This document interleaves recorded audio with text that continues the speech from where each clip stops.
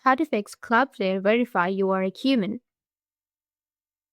So if you want to fix Cloudflare verify you are a human, then this is a common problem, and one of the easiest fixes is clearing your browser's cache and cookies. So let's go step by step.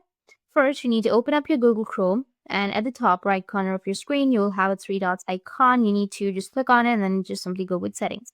A new tab will open right here with several options. Now look for the privacy and security section, which will be on the left side. Now you need to hit the delete browsing data or clear browsing data, and then select last 7 days or more, and then go with delete data, which will be in the bottom, and delete all of the cached images and files, the cookies and everything.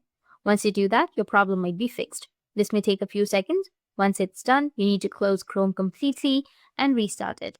Now visit the website that was showing the Cloudflare verification prompt. In most cases, the issue should be gone and you'll enjoy smoother browsing.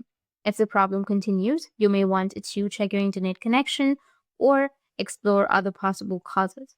But clearing cache and cookies solves it most of the time.